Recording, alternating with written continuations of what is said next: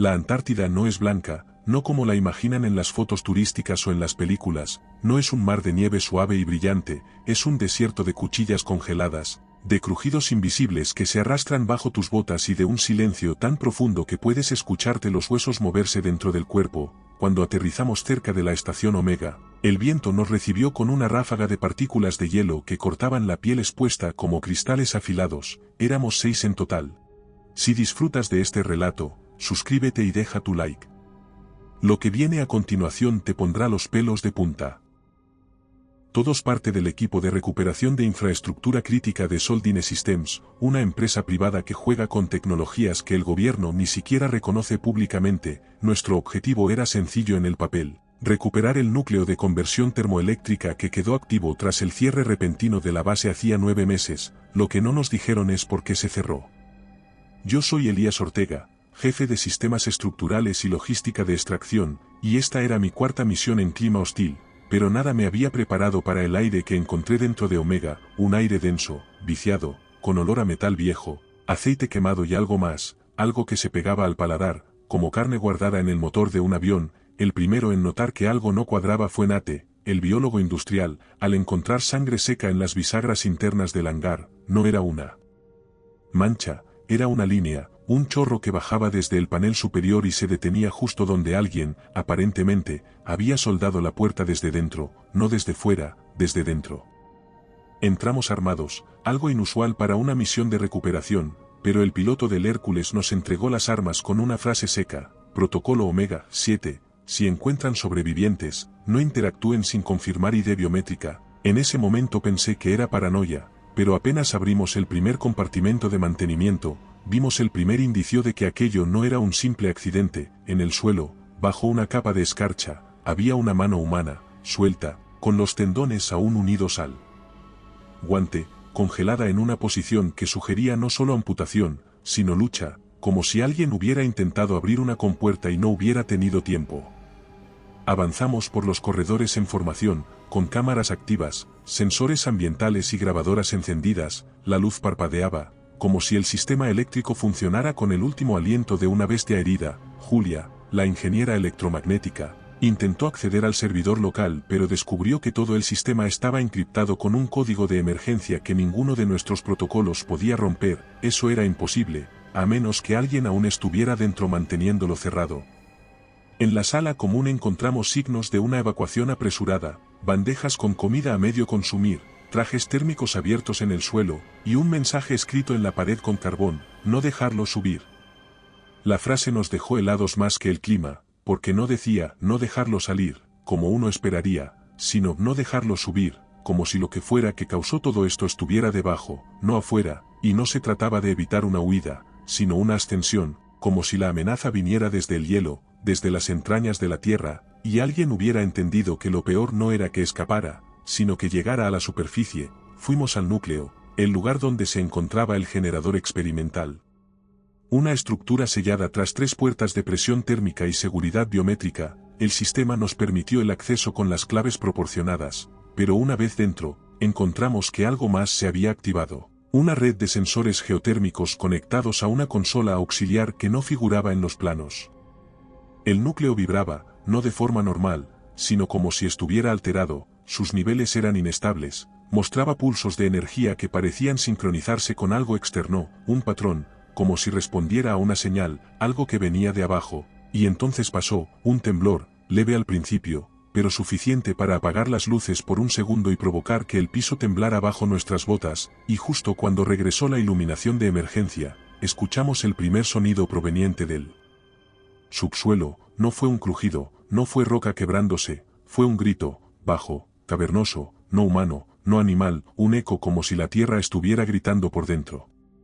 Raúl, el especialista en presión térmica, juró que vio algo pasar frente a la compuerta posterior del hangar mientras revisábamos las grabaciones del dron interior. Lo que captó fue una sombra, algo grande, deslizándose sobre la superficie helada con movimientos fluidos, pero sin forma clara, como si no tuviera una silueta definida, como si el frío mismo se estuviera moviendo. Analizamos las lecturas térmicas y detectamos fluctuaciones mínimas bajo el suelo, en una zona llamada subsuelo 3, un espacio que debería estar sellado desde la década del 90 por riesgo de colapso. Sin embargo, el acceso estaba desbloqueado y las compuertas mostraban signos de haber sido abiertas desde dentro. Relatos como este son parte de nuestro libro en Amazon. Encuéntralo en la descripción. Tomamos la decisión de descender para inspeccionar y recuperar cualquier equipo valioso, pero cuando nos preparábamos, Ethan, el más joven del equipo, desapareció, sin rastro, sin señal. Su radio seguía emitiendo, pero solo estática, y al revisarla, se escuchaba un zumbido irregular, como interferencia modulada, pero con una cadencia que parecía tener ritmo, como una respiración mecánica. Julia intentó seguir su señal pero no duró mucho, porque el sistema entero colapsó con una sobrecarga de datos que congeló todos los terminales, y entonces las puertas del nivel superior se cerraron solas, sellándonos dentro de la base sin posibilidad de contacto exterior.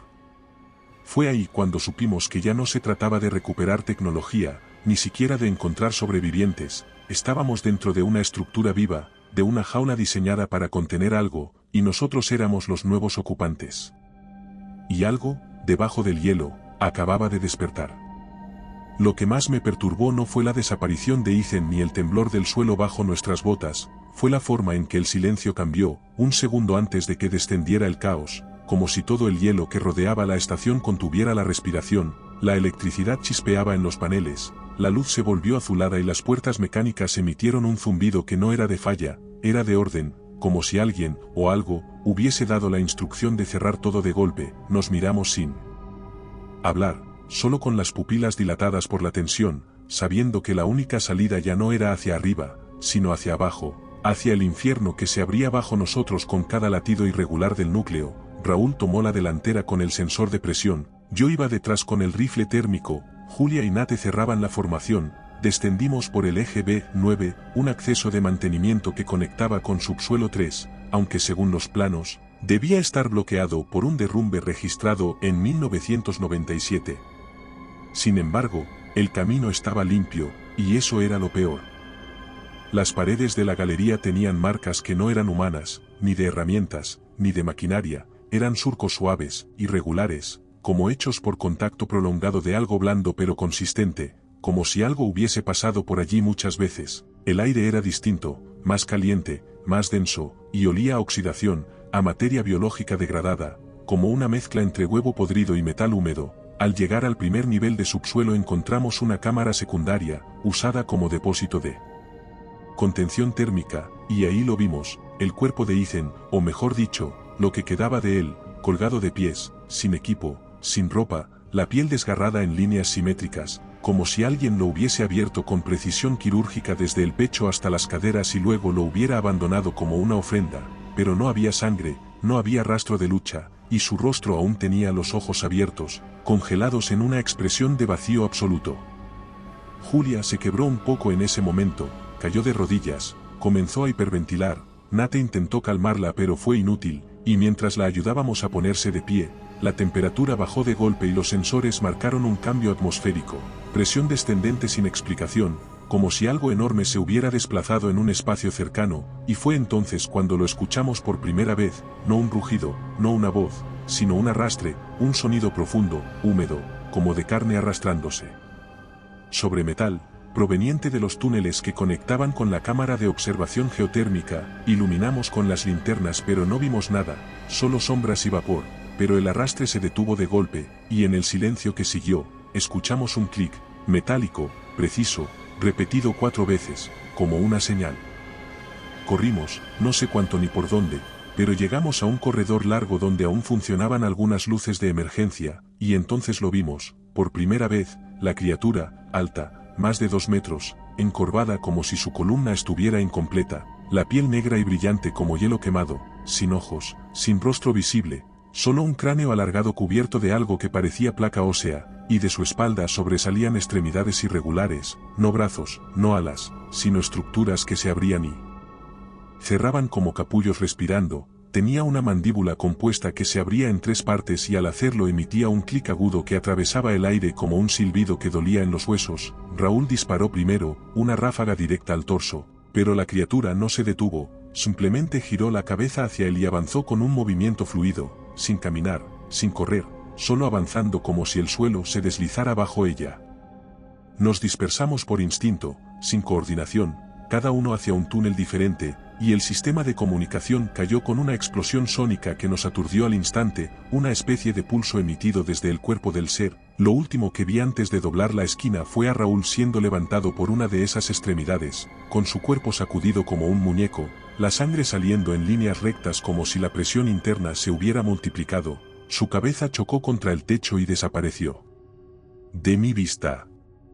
Me adentré en una galería sin nombre, un pasillo angosto con paredes húmedas que parecía respirar, porque el vapor. Este vídeo es posible gracias a nuestros miembros.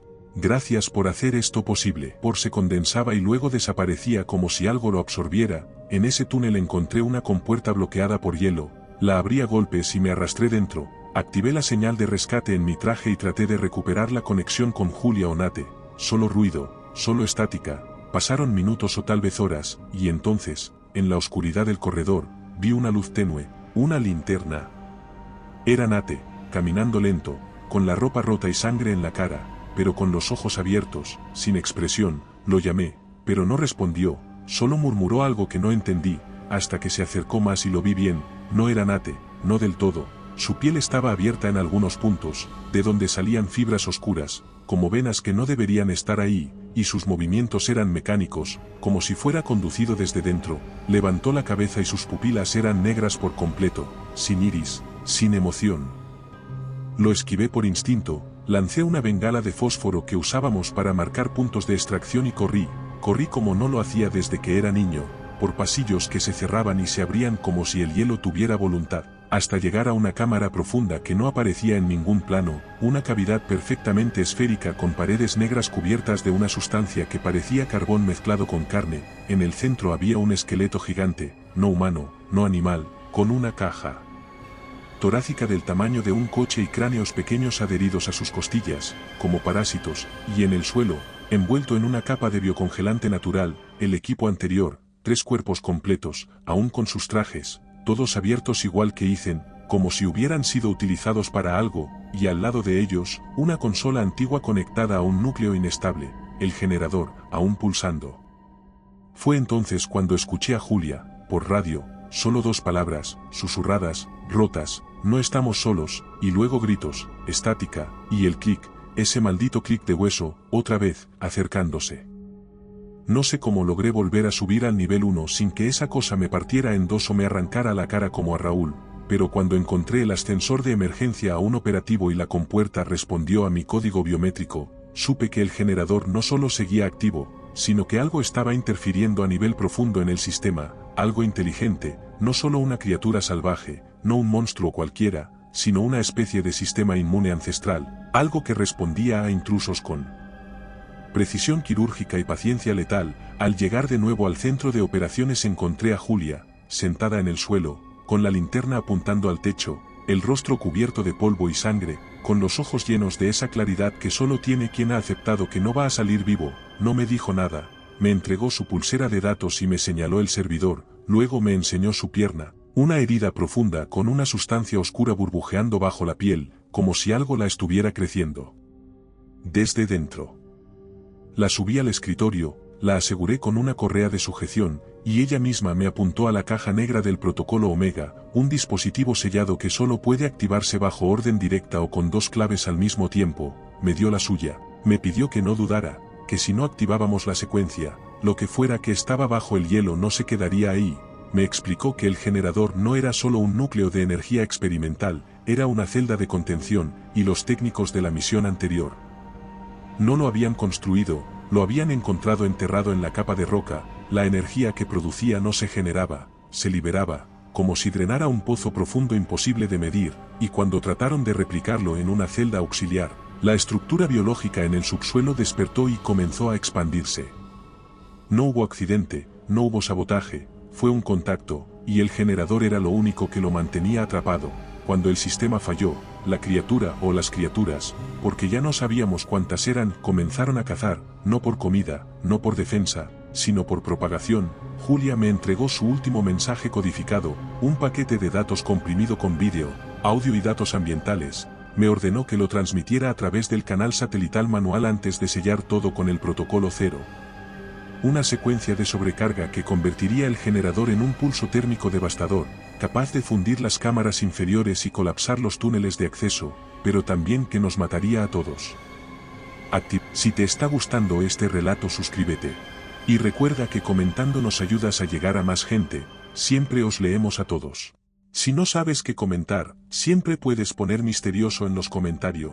Ve la consola, ingresé la clave, y al hacerlo, una alerta se activó en todos los paneles. Actividad biológica en múltiples puntos de la base. Julia solo sonrió de lado y me dijo que ya estaban arriba, que el hielo ya no los contenía. Me di cuenta entonces de que nunca habíamos tenido la ventaja, solo tiempo, y que ese tiempo se acababa. Salí corriendo hacia la plataforma del hangar principal, el único punto donde aún podía lanzar una señal directa al satélite de control externo. El pasillo estaba cubierto de neblina, no por frío, sino por vapor orgánico, denso, caliente, que olía a órganos recién abiertos. El sonido del metal retorcido me persiguió todo el camino, y detrás de mí escuché los clics, muchos, rápidos, irregulares, no uno, decenas, como una colonia avanzando. No disparé, no me detuve, me arrastré por el ducto lateral y llegué a la torre de transmisión donde conecté la pulsera de Julia, inicié la subida de datos y miré el contador. 3 minutos, el protocolo 0 se ejecutaría en 3 minutos exactos, y en ese tiempo todo el complejo se fundiría desde dentro, la estructura, el generador, la criatura, y yo, claro, si no lograba escapar, pero entonces, entre el vapor, vi algo que me hizo vacilar, un dron de superficie, activo, aún encendido, con su señal parpadeando en azul. Significaba que el módulo de evacuación externa no había sido dañado, y si lograba llegar a él, podía subir hasta el punto de extracción donde el Hércules nos dejó días antes.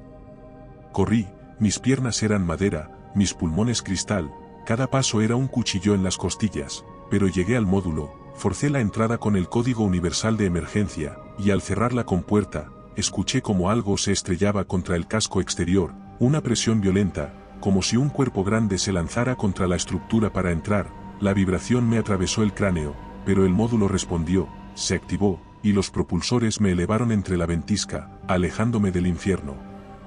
Justo cuando el sistema marcó los últimos segundos, 5, 4, 3. Desde el aire vi la estación Omega explotar sin ruido, una implosión térmica que colapsó sobre sí misma, una columna de vapor y fragmentos de hielo fundido que se alzó como una herida abierta, y entonces, nada, solo blanco, solo silencio, pero en el fondo de mis oídos seguía oyendo los clics. El módulo aterrizó a kilómetros de distancia, fui recogido por un equipo de evacuación científica de otro proyecto que no tenía idea de lo que estaba ocurriendo. Pasé semanas en cuarentena sin hablar, sin explicar, solo observando mis manos, mis venas, mis ojos, porque aunque los análisis no mostraban infección, yo sabía lo que había visto en Julia, en Nate, en los cuerpos colgados, y sabía que esas cosas no morían con fuego ni con frío, solo se adaptaban. Entregué el paquete de datos, lo subieron a los servidores y dijeron que lo analizarían, que lo revisarían, que se pondrían en contacto. Eso fue hace 4 meses. Hoy recibí un mensaje sin remitente, solo una línea de código que se traduce en una instrucción de sistemas antiguos. Núcleo secundario detectado. Señal activa. Localización, Patagonia. Y aunque estoy en el otro lado del mundo, siento que el suelo tiembla otra vez, muy suave, como un clic en el hueso. Si te ha gustado este relato, aquí tienes otro que te pondrá los pelos de punta. Si buscas historias más intensas, en nuestro canal de relatos largos te esperan narraciones de más de 1 hora. Y si quieres llevar el terror contigo, nuestro libro en Amazon tiene historias exclusivas. Buenas noches, desde Terreno Misterioso.